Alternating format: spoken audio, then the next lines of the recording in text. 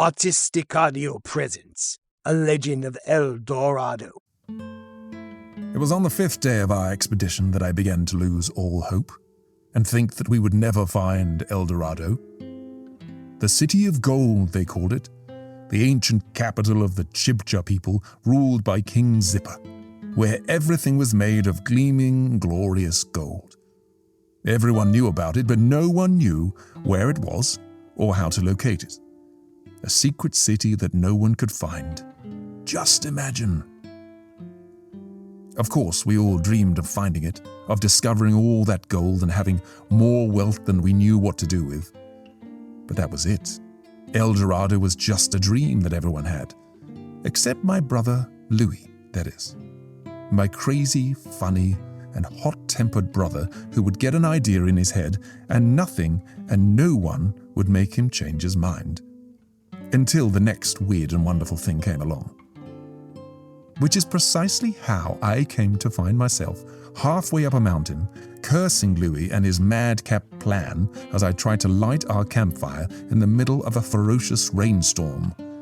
I was exhausted, hungry, and a very long way from home. My feet hurt, the mosquito bites that covered my arms and legs itched terribly, and I was in no mood to hear him talk about what he would do with his share of the El Dorado gold. The rain finally stopped, and I coaxed the fire into life and began heating up the last of the watery soup I had in my bag. As soon as it was hot, we slurped it down with our last scraps of stale bread, reveling as its warmth spread from our full bellies to the rest of our cold, wet bodies.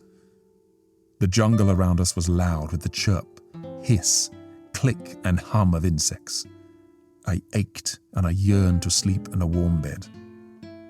"Louis, we need to turn back tomorrow and head back to the village," I said as I finished my meal.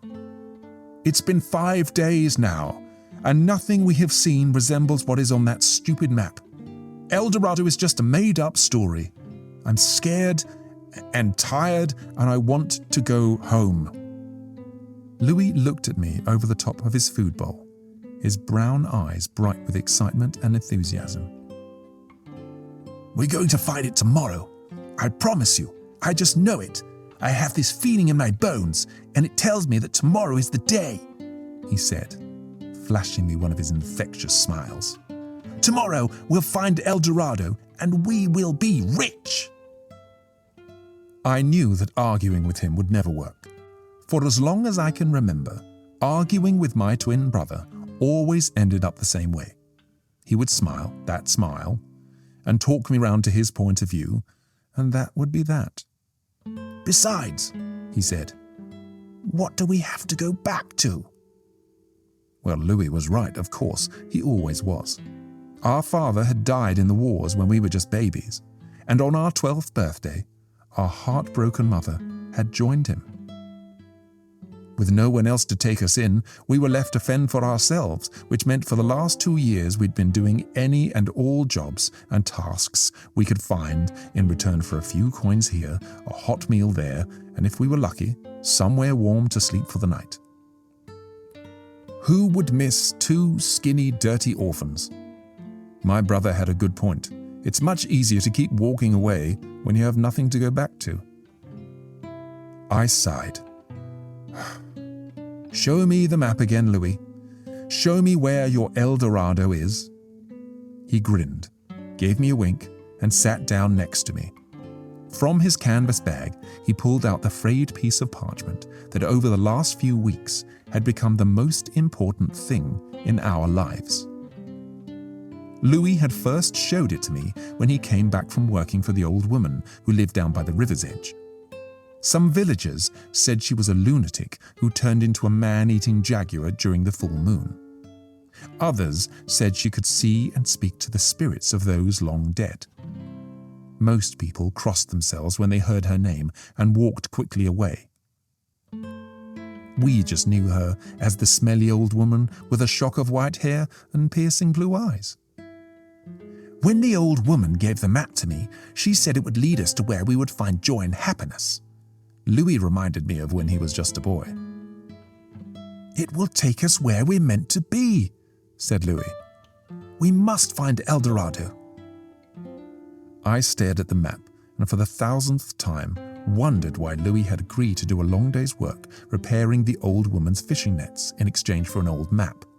Well, when I say map, I mean a rag of yellow old paper covered in a few lines and squiggles that, no matter how hard I looked at them, looked more like a toddler's drawing rather than the key to the most valuable place in the world.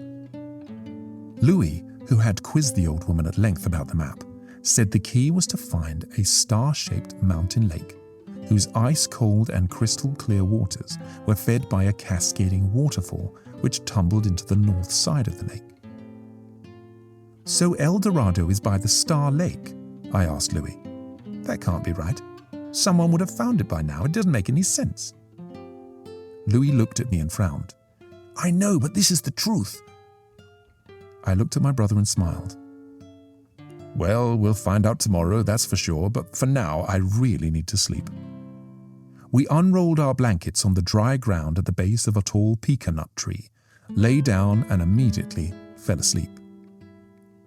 We woke at sunrise the next morning, packed up our small camp, and after checking the small compass Louis kept in his pocket, headed west with the sun warm on our backs. The ground quickly rose beneath our feet, and soon we were climbing up a narrow ridge that was steep enough to make us gasp for breath. Suddenly, the ridge leveled out, and we stumbled onto a small round clearing with a magnificent view of the lush green valley below. We stood side by side, catching our breath and taking in the beautiful scene. "There it is," shouted Louis suddenly. "Star Lake! We've done it! That's where El Dorado is!" I followed his outstretched finger and saw it too, a perfect star-shaped lake in the deep valley below that sparkled and glinted in the sun. I laughed out loud and excitedly hugged my brother. "Let's go find that gold," I grinned. It took us the rest of the morning to descend into the deep valley and across to Star Lake. It was hard work, but the thought of what lay ahead of us kept us going. As we reached the tip of the north of the lake, we heard the roar and thunder of falling water. "The waterfall!" gasped Louis excitedly. "It's the waterfall!" Sure enough, as we rounded the next bend in the lake, we saw a towering wall of tumbling water plunging from the mountainside above. Louis pulled out our map, but as he studied it, his smile turned into a frown. "It makes no sense. The map says El Dorado should be right here by the waterfall." I took the map from him and looked at the waterfall, and then back at the map. I felt deflated and cheated. So there was no golden city? My dreams of finding peace and happiness had turned into a nightmare. We were destined to be poor, unloved orphans and spend the rest of our lives working every waking hour just to stay alive. I was crushed. I sat down on the sandy bank of the lake and began to cry. Louis sat next to me and put his arms around my shoulders. "Don't cry. Please don't. We'll be fine, I promise," he said softly. I looked up at him and then at the waterfall. At first, I thought it was the tears in my eyes tricking me, but I thought I caught the glimmer and glow of something golden in the tumbling waters. I blinked hard and looked again. "Wait, Louis, can you see that?" I shouted. Louis squinted at the waterfall. He saw it too. El Dorado was hiding right in front of our eyes, behind the waterfall. The old woman's map was right. We had found what we were looking for. Our overwhelming joy was immediately replaced with disappointment and frustration. How on earth were we supposed to get to the other side of the waterfall? The torrents of falling water created a shield that was as thick and solid as a fortress door. Suddenly, Louis sprang to his feet and did a little dance. "I've got it! We have to swim underneath the waterfall to get to El Dorado." He grinned as he started taking off his shoes and shirt. Once again, he was right. We stuffed our clothes and shoes into our bags and hid them in a clump of dense grass near the water's edge, before plunging into the cool, clear water. It took us 3 attempts before we could hold our breaths for long enough to dive deep beneath the waterfall's turbulent waters and swim to the other side. We both popped up spluttering and gasping for air, but we had done it.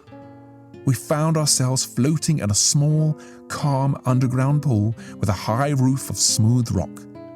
A golden beach gleamed beneath the blue skies. As we neared the shore, we could feel the sand beneath our feet, and warming sunshine poured down from above. And there, in front of us, was El Dorado, the city of gold. We had entered a magical world, hidden behind the waterfall. Everywhere we looked were the most amazing golden houses, gardens, parks and playgrounds. There were enormous trees covered in the brightest colored blossoms, stunning fountains that sprayed water high into the sky, and golden paths that wound their way through ponds, orchards and lawns. Brightly colored parrots, plump doves, darting hummingbirds and toucans swooped down and filled the air with their song. Louis and I struggled to take in all the color and beauty. We had never seen anything like it in our lives. I suddenly spotted a large group of people making their way towards us, all dressed head to toe in golden fabrics that glinted in the sun. At the front of the crowd of people, which seemed to get bigger before our eyes, was the tallest and fiercest looking man I had ever seen. He held the hand of an equally tall and elegant woman. They both wore impressive golden crowns, and their bejeweled cloaks swept down to the ground. "That's King Zappi, the ruler of El Dorado, and his wife, Queen Adamira," I whispered to Louis. The royal couple bore down on us, and I instinctively hid behind Louis, who squared his shoulders, put his hands on his hips, and tried to look as brave as he could. As the king and queen and their followers stood in front of us, an amazing change took place. The king and queen's faces split into the most joyous smiles, and they threw back their heads and laughed long and loud in delight. "You are finally here," roared King Zappi. "Welcome to El Dorado. Welcome to our beautiful city of gold. We are so pleased you made it. Aren't we?" He turned to the buzzing crowd behind him, which erupted into shouts of joy and laughter. A band started to play a happy song, and immediately everyone started to dance in perfect time. I stared at Louis, my mouth wide open, and then gaped at King Zappi and Queen Adamira, who stepped close to us and held out their hands. "You have the map?" asked the king kindly. "I told one of my angels to give it to you. You see, once a year we ask one of our angels to give this very special gift to someone they think belongs in El Dorado. And this year," he smiled, "it is you two. You are home." "Come now," laughed Queen Adamira, taking each of us by the hand and leading us through the jubilant crowd. "Let me show you to your new home and family. Tonight we will have the most wonderful party, and you will be our guests of honor. We will dance and laugh all night to celebrate your safe arrival. Everyone is so excited to finally meet you. If you're ready to start your new life, then let's not waste a second. Let's go." I turned to Louis and hugged him as tightly as I could. "We are going to live the rest of our lives in a city made of gold," I whispered in his ear. "But our new lives are going to be rich in so many other different ways." The end.